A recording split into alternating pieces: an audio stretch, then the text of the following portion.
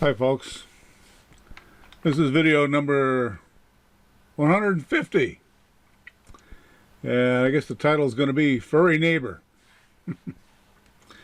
Andy was up yesterday, had his two boys, and he brought my niece Kimmy up with her little girl, and they went riding around with the side-by-side four-wheeler up and down the hill, and roaming around, I guess. And they took Jake for a run up the hill.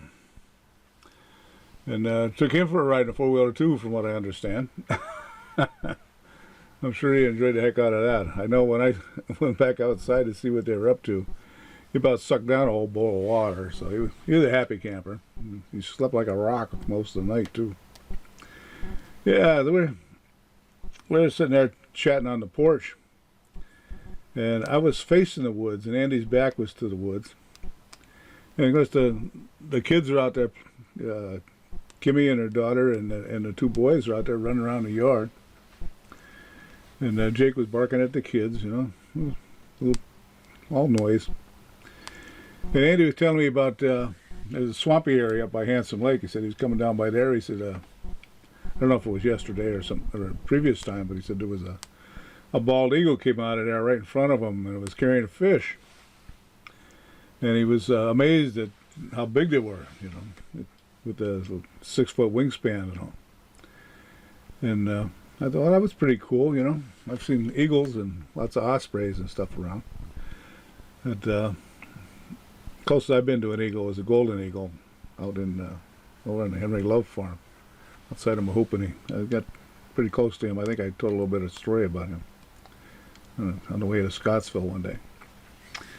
But anyway, we got talking, and he says when he had his friend Antoine was over with him. I think it was Antoine. Yeah, I think that's how it's pronounced. I've only met the young man a couple of times. So if that's not exactly right, well, forgive me. I'll get it right next time. They were up by the cave.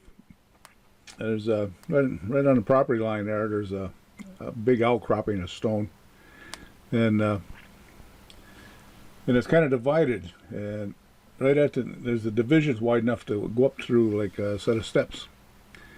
And just to the right of that, there's a small cave, and then another outcropping. And the other outcropping was a little bigger, and when we were kids, we built a stone wall around the outer edge of that, and kind of made a little shelter for ourselves. We went up there, we had little cookouts and stuff like that when we were kids.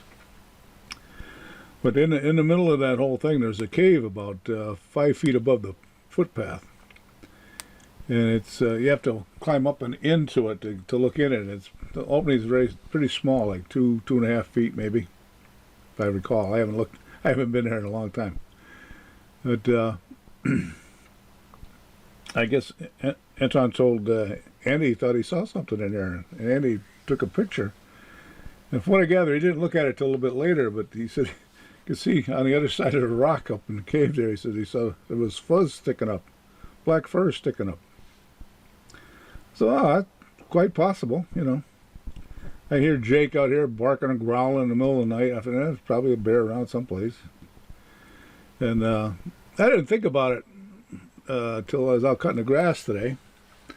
There was a small tree that had died, and it was broken off just slightly up the bank above the pond, and it was all busted up. And I'm used to seeing that kind of stuff, and my first thought would be, yeah, I've been a bear through busted up looking for grubs or something. But I didn't give that a thought yesterday when I was talking with Andy. We're talking about about bears and eagles and fishing. Something caught my eye, and I told Andy, I said, turn around. Well, he said, what? I said, turn around. So he turned around, and this is what transpired.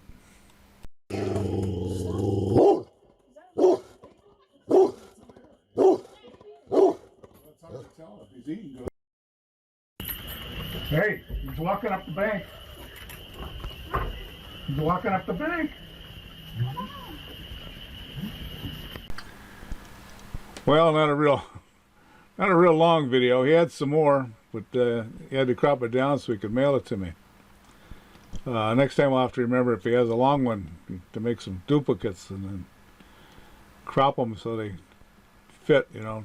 Cut the front off of one, the back off another, whatever. Then I can put them together here on Camtasia. But anyway, I had a pretty good thrill. Like Andy says, I've seen an eagle and I've seen a bear. And the kids have just been running up and down the hill like 20 minutes before that, so something for them to think about. An exciting day for them. The bear picture on the title of this, on the book I put out front there, that comes from my friend Roy Fox in Mahopany. He used to work with me in Loves years ago. He's got a cabin up on Mountain Root Hollow, up on the mountain, and that's his backyard up there. That rock is kind of concave, like a big water bowl, like a big bird bath. They use it for a fire pit and stuff, I guess. Yeah, that's where that picture came from. So I gotta give Roy credit. Yeah.